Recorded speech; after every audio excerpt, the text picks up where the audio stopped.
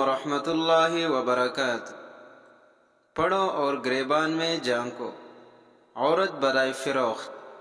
وہ شکل سے شریف گھر کی بیٹی لگ رہی تھی۔ میں پاس گیا، میرے قریب ہو کر بولی، چلو گے صاحب؟ میں نے پوچھا کتنے پیسے لوگے؟ کہنے لگی آپ کتنے دیں گے؟ میں نے اس کی نیلی سی آنکھوں میں جھانک کر دیکھا، وہ بے بس سی تھی۔ میں نے بولا آؤ کار میں بیٹھو۔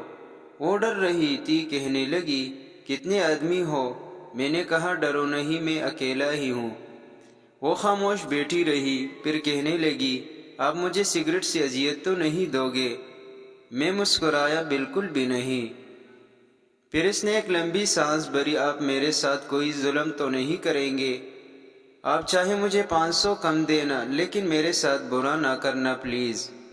وہ بہت خوبصورت تھی، معصومیت اس کی باتوں سے ٹپک رہی تھی، پھر بھی خدا جانے وہ کیوں جسم بیچنے پہ مجبور تھی۔ وہ نہیں جانتی تھی میں کون ہوں۔ میں نے پوچھا کھانا کھایا ہے؟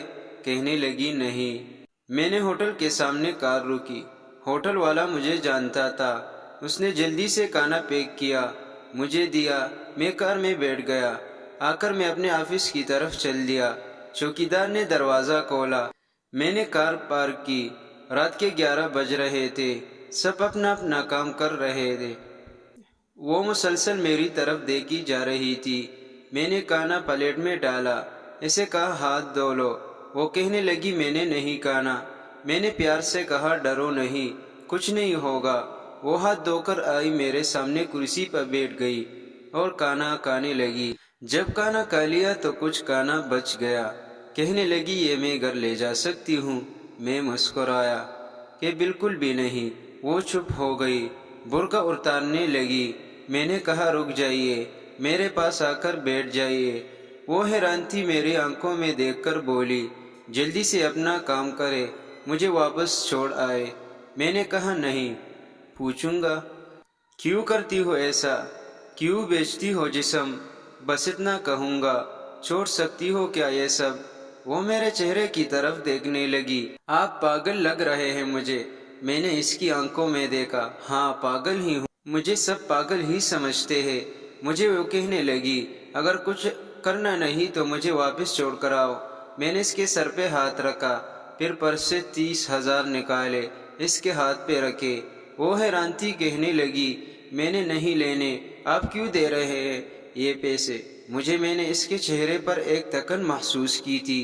وہ اپنے آنسو روکے بیٹھی تھی، بار بار کہہ رہی تھی مجھے بس واپس چھوڑ کر آؤ، مجھے ڈر لگ رہا ہے۔ میں نے اسے یقین دلایا ڈرنے کی کوئی بات نہیں۔ اچھا بتاؤ نا، بہت درد دیا نا زندگی نے؟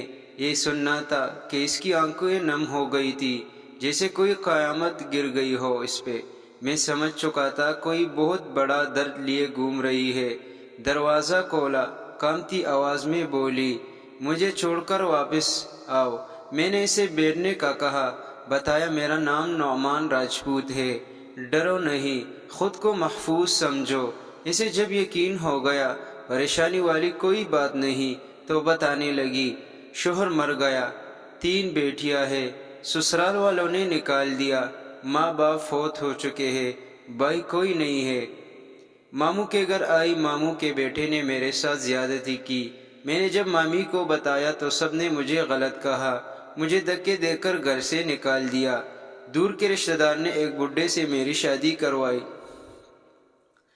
اس کے بھی بچے تھے۔ اس کے بچوں نے مجھے بہت ذلیل کیا، پھر وہ شوہر بھی فوت ہو گئے۔ بیٹیوں کو لیے در بدر لیے بھٹکنے لگی، نہ چھت تھی نہ روٹی، بھوک افلاس پہ کڑی تھی۔ ایک صاحب آئے، کہنے لگے 1 گھنٹے کے 5,000 دوں گا۔ نہ چاہتے ہوئے ماں کی ممتا حالت کی ستائی ہوئی کیا کرتی، آخر چل دی۔ اب ہر روز جسم بیچتی ہوں، کرائے کا گھر لیا ہے، بیٹیوں کو اکیلا چھوڑ کر آتی ہوں۔ کیا کروں؟ بہت بار سوچا کہ خودکشی کر لوں، لیکن بیٹیوں کو دیکھ کر ہمت نہیں رہی۔ وہ رو رہی تھی، میں زمانے کی بے حسی محسوس کر رہا تھا۔ اس کے سر پہ ہاتھ رکھا اور اس سے کہا نعمان آج سے تمہارا بھائی ہے، آج سے تم اپنی بیٹیوں کو لو اور میرے آفس کے اوپر والے ایک روم میں رہو۔ وہ یقین نہیں کر پا رہی تھی۔ کار میں بٹھایا، اس کے گھر پہنچا، بیٹیاں سوئی ہوئی تھی، بہت پیاری تھی، گود میں اٹھایا، دل کو سکون ملا۔ وہ مسلسل روئے جا رہی تھی، مجھے کہنے لگی آپ فرشتے ہیں، آپ کون ہیں؟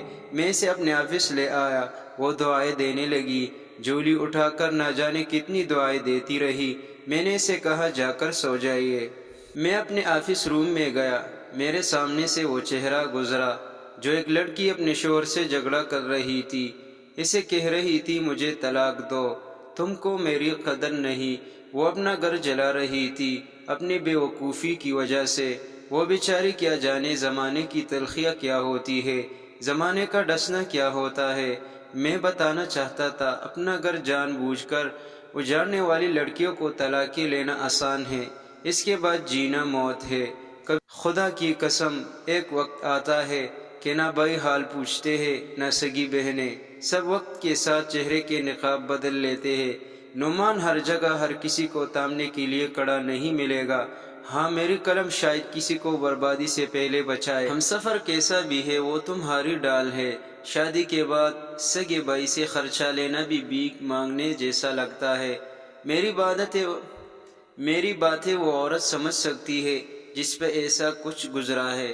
ہم سفر جیسا بھی ہے وہ تمہارا لباس ہے، یاد رکھنا زمانے کے لیے تم صرف گوشت کا ایک ٹکڑا ہو۔ بس آخر پہ ایک بات کہوں گا، اگر تم کو پیٹ بھرنے کے لیے چار دیواری سے باہر نہیں جانا پڑ رہا، اگر تم کو جسم نہیں بیچنا پڑ رہا، اگر تمہارے سر پہ چادر ہے، اگر لوگ تمہارا سودا نہیں کرتے، اگر لوگ تم کو وحشیہ نہیں کہتے، اگر تمہارا دامن پاکیزہ ہے، اگر تم رات کو محفوظ پناہ گاہ میں سوتی ہو، تو نہ کرنا برباد اپنا اشیانہ، ورنہ روندی جاؤ گی، نوچ لی جاؤ گی۔ جو طلاق لیے بیٹھی ہے پوچھو ان سے، وہ سوچ رہی ہوتی ہے نہ جانے کتنے بچوں کے باپ کی ہم سفر بنو گی، نہ جانے وہ کیسا سلوک کرے گا، اور پھر ساری زندگی یہ تانا سنتے گزر جاتی ہے اتنی ہی اچھی ہوئی تو طلاق کیوں لیتی۔